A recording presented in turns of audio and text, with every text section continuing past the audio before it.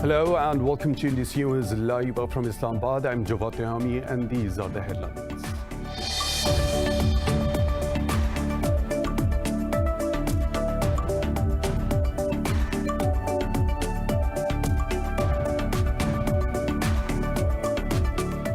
India has summoned the UK's envoy after British lawmakers criticised its handling of the ongoing farmers' protest. In a parliament debate on Monday, MPs from different parties voiced concern over the safety of the protesters and the status of press freedom in India. They said Narendra Modi's government is not upholding human rights and democratic freedoms. Nearly 250 farmers have died during the protest against new agricultural laws since November last year.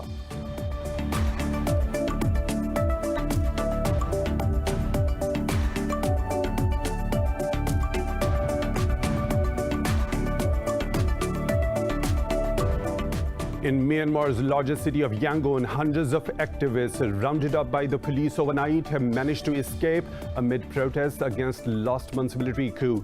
Two officials from Aung San Suu Kyi's party have so far died in police custody. Security forces have killed over 60 protesters and arrested more than 1,800 since February the 1st.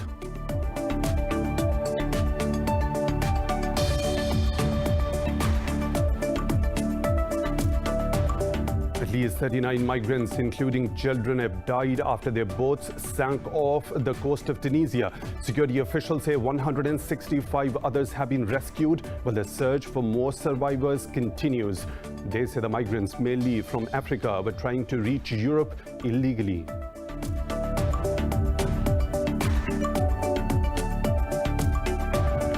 Turkey's foreign ministry has expressed concerns over increasing attacks on Saudi Arabia. It also condemned last week's Houthi attack on Saudi oil facilities and called for an immediate cessation of such acts. Meanwhile, the Arab coalition said it has intercepted another drone aimed at the kingdom.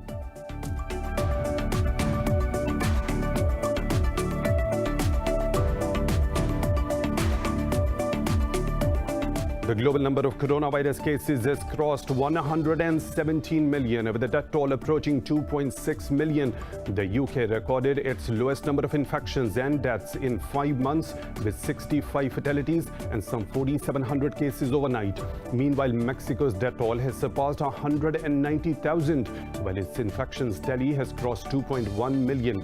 Pakistan has reported over 1,300 new cases and 54 more deaths overnight, with a toll over 13,200.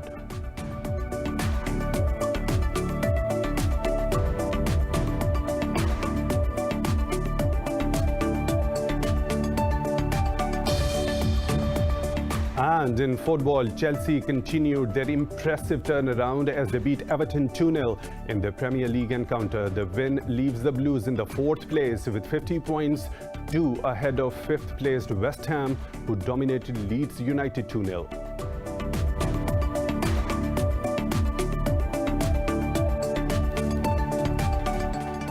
Those were the headlines and detailed stories right after a short break. Stay tuned.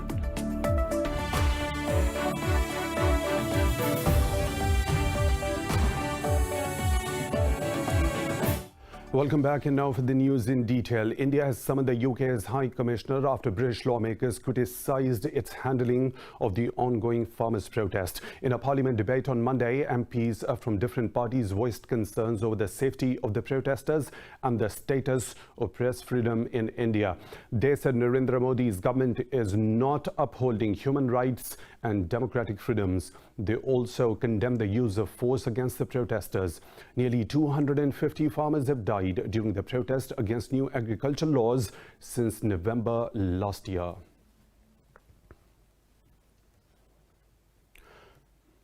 An Indian journalistic body has slammed rising detentions of Kashmir-based media persons by Prime Minister Narendra Modi's government. In a statement, the Editors Guild said scores of journalists in occupied Kashmir are being detained for exposing India's narrative of pseudo-peace. It said any journalist who tries to report Kashmir's factual situation is threatened and implicated in fabricated cases. Meanwhile, senior Hurriyat leader Syed Hassan al-Musawi al-Safawi has condemned the use of brute force by Indian police on protesters in Budgam district. President Joe Biden has suspended drone strikes outside of the war zones where U.S. forces are deployed. The move reverses former President Donald Trump's policy, which gave the military free rein in countries like Somalia. The Pentagon says any drone strikes outside Afghanistan, Iraq, or Syria will require approval from the White House. At a news conference, Pentagon spokesperson John Kirby termed the measure interim guidance. Kirby said it was issued to ensure that the president has full visibility on proposed significant actions. However, he said the decision is not permanent and does not mean a cessation of strikes. Kirby added Washington is committed to working with global partners to counter the persistent threat of extremism. The U.S. says it is too early to say how the Afghan peace talks are going. This was stated by State Department spokesperson Ned Price at a news briefing. Ned Price said the U.S. continues to encourage all sides to take part constructively in the talks, as this is a moment when progress is possible. Price said the U.S. Special Envoy Zalmay Khalilzad would be based in Doha for some time to support the peace process. He added Washington will continue to diplomatically engage with the parties to support the intra-Afghan dialogue.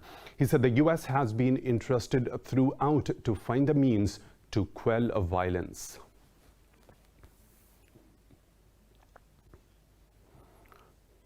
UK's Chief of Defence Staff General Nicholas Patrick Carter has lauded Pakistan's continuous efforts for peace and stability in the region. He acknowledged Pakistan's efforts in a meeting with Pakistan's Army Chief General Qamar Javed Bajwa in Rawalpindi. According to military's media wing, matters of mutual interest, including the Afghan peace process and defence cooperation, were discussed during the meeting. Both the sides discussed the evolving global geostrategic environment. General Carter also pledged to further enhance bilateral relations between both the countries.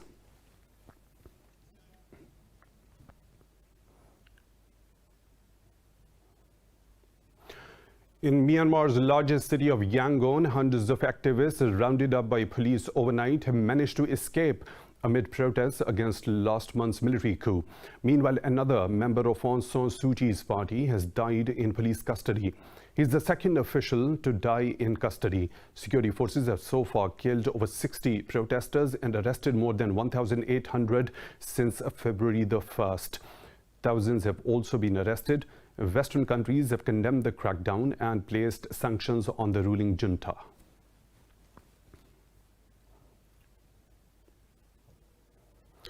Turkey's foreign ministry has expressed concerns over the increasing attacks on Saudi Arabia. In a statement, it condemned last week's Houthi attack on Saudi oil facilities and called for an immediate cessation of such acts. Ankara also conveyed good wishes to the kingdom. Earlier, the Arab coalition said it has intercepted another drone aimed at Saudi Arabia. The Yemeni rebels have intensified attacks against the oil-rich kingdom in the past few weeks. They called their offensive a reaction to the Saudi-led coalition's assault on Yemen. Meanwhile, the U.S. State Department called on Houthis to stop their attacks and engage in a peace process. Jordan's king, Bahrain's crown prince, and the Malaysian prime minister have arrived in Saudi Arabia to discuss regional issues. Saudi crown prince Mohammed bin Salman received the leaders upon their arrival in the capital, Riyadh. In a tweet, Saudi Foreign Ministry said Crown Prince Salman and Jordan's King Abdullah reviewed bilateral ties. It said the leaders discussed cooperation in several fields and opportunities to serve mutual interests. And Bahrain's Crown Prince Salman bin Hamad Al Khalifa commended Riyadh's role in serving the cause of the Muslim world. Meanwhile, Salman is set to sign multiple MOUs in his talks with Malaysian Prime Minister Muhyiddin Yassin today. Iran has started enriching uranium with a third cascade of advanced IR-2M centrifuges. The International Atomic Energy Agency said the enrichment is being carried out at an underground plant at the Natanz facility. In a report, the IAEA said the fourth cascade of same-class centrifuges has been installed but is yet to be fed uranium. It added that Iran is now using 522 centrifuges of this class to enrich uranium up to 5% purity. This is more than 3.67% allowed under the 2015 nuclear deal, but less than the 20% it is enriching at Fordo facility. Last month, Iran's atomic agency vowed that Tehran will install 1,000 such centrifuges at Natanz in less than 3 months. Lebanon's army chief has berated politicians for their handling of the crisis, warning of an unstable security situation.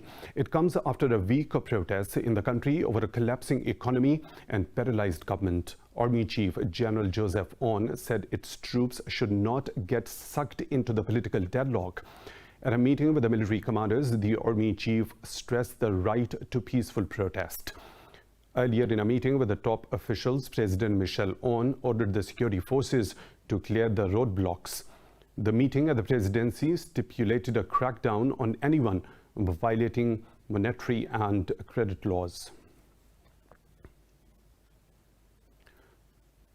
Israeli forces have detained 9 Palestinians from several areas in the occupied West Bank. Local officials said that 3 Palestinians were arrested from the district of Jenin and the other 2 from inside Israel. They added 3 more Palestinians were detained from Jerusalem and 2 others from Hebron. The Israeli army frequently conducts wide-ranging arrest campaigns across the occupied West Bank. Nearly 4,500 Palestinian political detainees are languishing in Israeli jails, including women and children. Russia has sued 5 social media platforms for allegedly failing to delete posts urging children to take part in protests. The action follows nationwide protests over the jailing of Kremlin critic Alexei Navalny. According to the local media, authorities fined Twitter, Google and Facebook with around $54,000 besides filing 3 cases against them. They also lodged cases against TikTok and Telegram. The cases against the tech giants will be heard on the 2nd of April. 39 migrants, including 4 children, have died after their boat sank off the coast of Tunisia. 165 others have been rescued by the Coast Guard, while the search for more survivors continues. Tunisian officials say the migrants, mainly from Africa, were trying to reach Europe illegally. The country has become an important new route for people fleeing conflicts and poverty in Africa and the Middle East. The death toll in a series of explosions in Equatorial Guinea has risen to 98. The health ministry says over 600 people were injured in the blasts at a military base in the Bata city.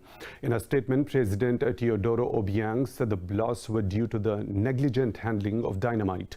The health ministry has asked for volunteers and blood donations due to the high number of casualties. The blasts come amid an economic shock due to the coronavirus pandemic and a drop in the price of crude oil. In Senegal, opposition leader Ousmane Sonko has called for large but peaceful anti-government protests. He spoke at a news conference in Dakar after authorities freed him on bail following days of violent demonstrations. Blaming President Macky Sall for his arrest, Sonko said the incumbent wants to sideline political rivals before the 2024 election. Meanwhile, Sall called for calm and an end to street protests that have rocked the country. Amnesty International says at least 8 people have died in clashes between security forces and protesters in the past week. The Senegalese Red Cross reported some 235 demonstrators have been injured. More stories to follow right after a short break. Stay tuned.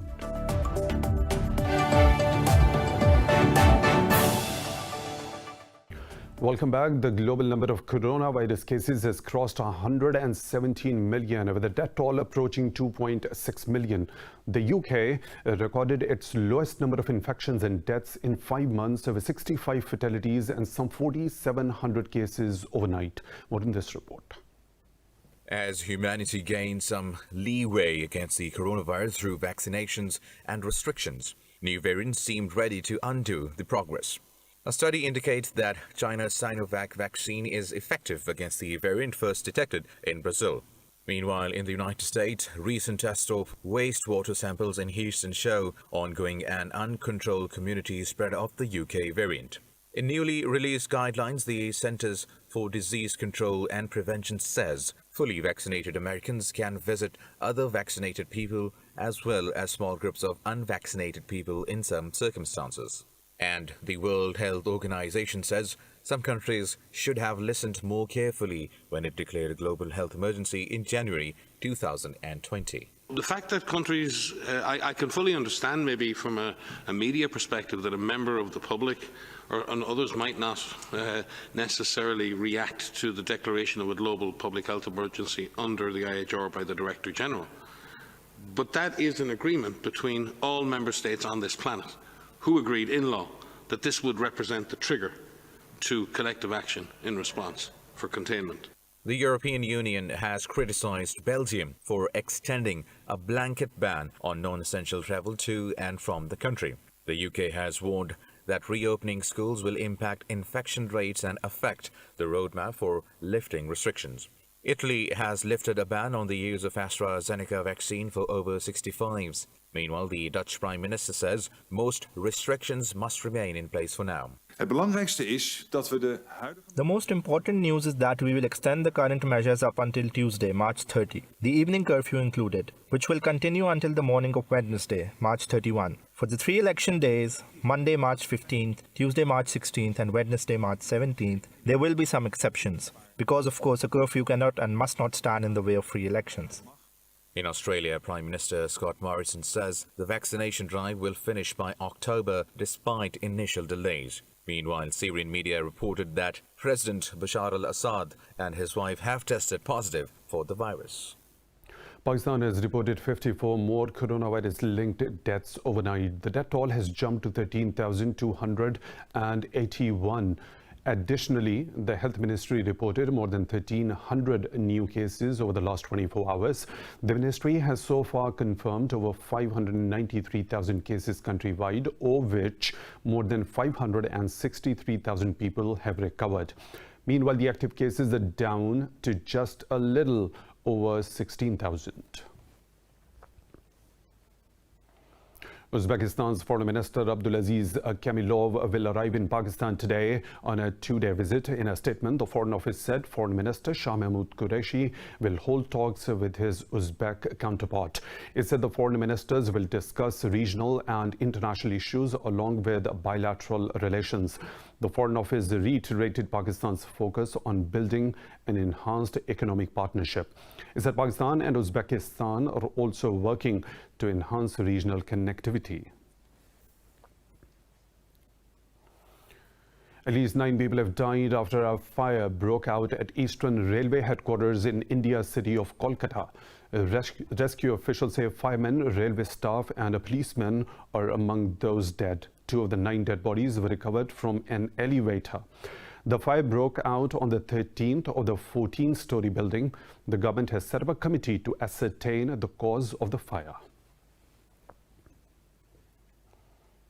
The European Parliament has voted to strip the immunity from prosecution of Carles Puigdemont and 2 other Catalan lawmakers. The 3 are wanted in Spain on charges of sedition in relation to a 2017 independence referendum. Puigdemont, the former head of the regional government, is in self-imposed exile in Belgium. He formally became member of the Parliament in Europe in 2019. Madrid is expected to move to reactivate a European arrest warrant to bring them back to the country for trial. In the United States, a task force report has recommended wide-ranging security upgrades at the Capitol. House Speaker Nancy Pelosi requested the report after the January 6 Capitol Hill riots that left 5 people dead. The 15-page report suggested that the creation of a quick reaction force in Washington. It criticized Capitol Police's preparedness and recommended an upgrade to its intelligence capabilities and training. The report stated that the force was understaffed, insufficiently equipped, and inadequately trained. The task force also called for installing an integrated retractable fencing system around the compound. The U.S. says Muslim visa applicants affected by the previous administration's ban can submit another application. President Joe Biden has overturned his predecessor Donald Trump's travel ban on 13 countries. The State Department says people refused a visa before 20th of January 2020 will have to pay the fee with new applications. Spokesperson Ned Price said those denied a visa after the date may seek a reconsideration without the same. Meanwhile, the U.S. has also offered temporary protected status of thousands of Venezuelans for 18 months. This will shield them from deportation and allow them to work legally in the country. Thousands of Paraguayans gathered around the Congress in the capital Asunción for the fourth day against President Mario Abdo. The protesters have slammed the government's handling of COVID-19 amid a spike in nationwide cases. Despite impeachment calls, President Abdo appears to have enough support to see off any challenge. However, he has been forced to shuffle his cabinet in the interest of pacification. An impeachment trial is only possible with the support of a group led by former President Horacio Cartes within the ruling party. Paraguay's total number of infections has exceeded 169,000 with over 3,300 deaths. Authorities have issued evacuation order after a dam on the Hawaiian island of Maui has been breached due to heavy rains. In a tweet, Hawaii Governor David Ige said people living in the vicinity of Kapakola Dam should evacuate their homes. He said authorities are still confirming the current status of the dam as heavy rain continues to pose a potential threat to the dam. He urged the residents to continue to stay out of the area until the danger has passed. Colombia is targeting a 30% reduction in deforestation during President Ivan Duque's term. The target, less ambitious than one previously floated, is meant to stem tree felling in the country. In an interview, Environment Minister Carlos Eduardo Correa hoped the 30% cut can be exceeded. He said the administration is making efforts to reach the 50% target floated last year. The government has set its sights on planting 180 million trees throughout the country by the end of the term. According to a report published last year, Colombia was the deadliest country for environmental activists in 2019. China's Chang'e 4 probe has started the 28th lunar day of the work on the far side of the moon. China's National Space Administration says the mission has survived 795 Earth days on the moon so far. During the 28th lunar day, the probe named Jade Rabbit 2 will move northwest toward the Basalt area with high reflectivity. Chang'e 4 is a robotic spacecraft mission, part of the second phase of the Chinese lunar exploration program. It made the first ever landing on the Von Karman crater in the South Pole Aitken Basin on the moon on January 3, 2019.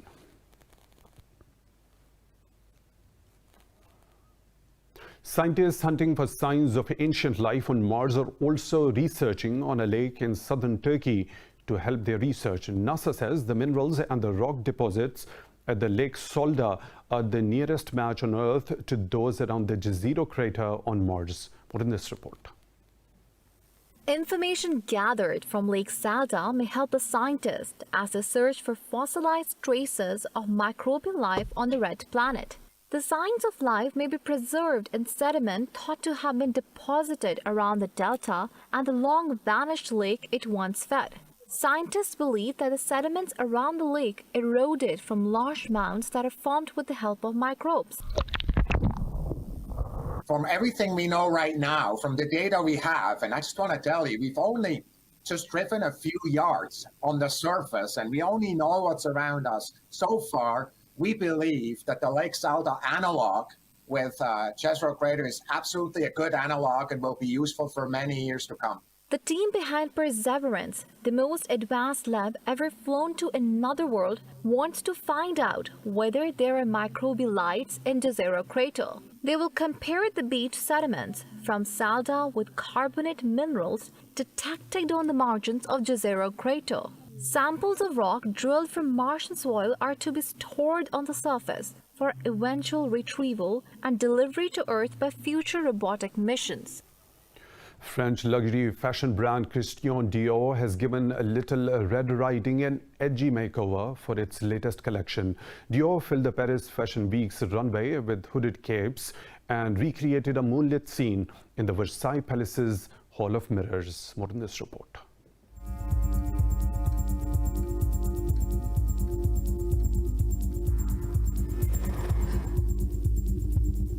Due to the coronavirus restrictions, Dior skipped its traditional catwalk show for an online version filmed in a chateau outside Paris. The show featured black lettered dresses with puff sleeves, princess-style tulle gowns, and velvet coats among the winter styles.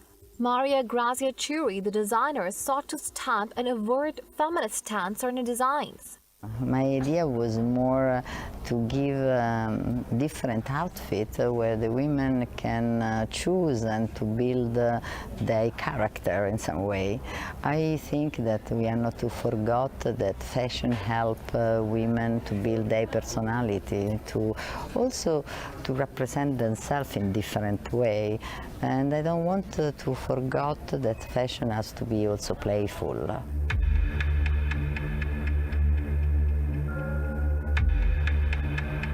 Earlier, luxury brand Givenchy also presented its latest collection as part of the virtual Paris Fashion Week. Models, some in voluminous furry coats and headwear covering almost their entire heads, walked the runway in Givenchy's video presentation, starting in black and dark-colored garments, then later white and cream outfits with bursts of lavender, red, and tan. The show featured both male and female models that strutted in darkly lit venue and over puddles of water.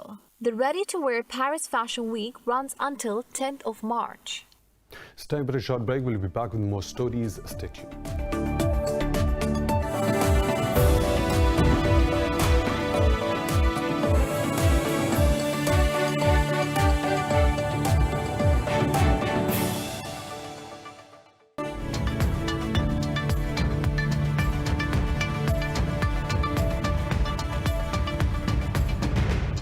Another business updates. The Wall Street stocks have edged up after bond yields declined, enabling the investors to buy the beaten up technology shares. Technology stocks rebounded from sharp losses, lifting Nasdaq Composite to trade over 2% higher. Tesla shares popped nearly 7%, with Apple, Amazon, Microsoft also gained 2%. The indices of S&P 500 and DJI also landed in positive territories. Meanwhile, the rise in oil prices is due to expected economic recovery and an unlikely drawdown in the U.S. crude oil inventory.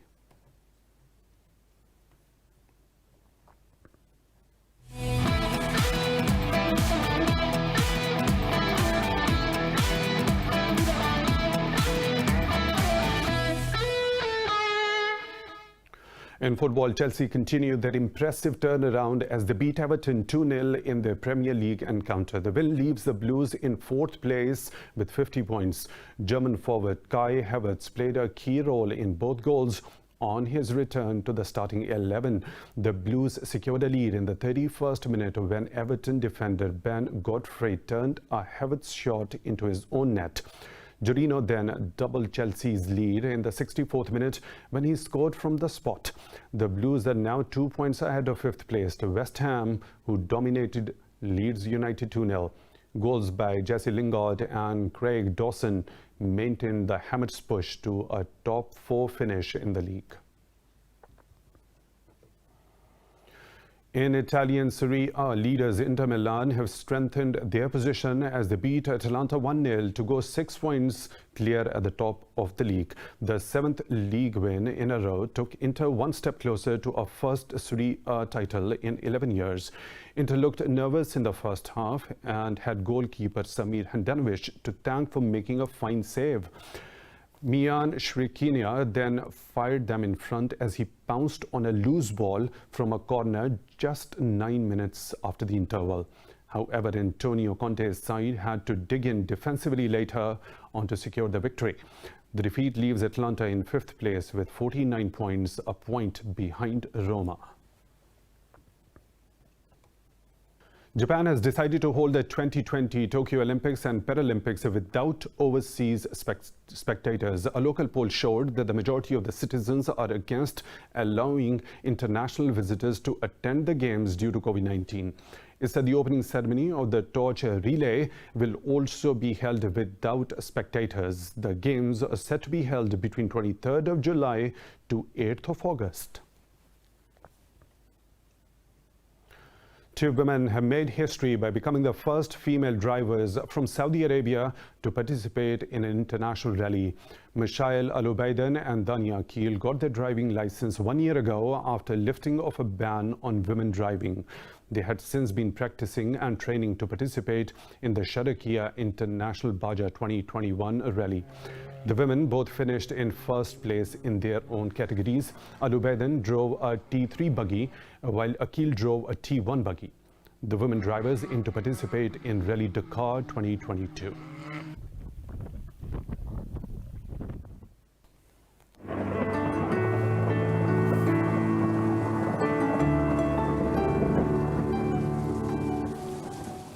And now the weather situation from around the globe.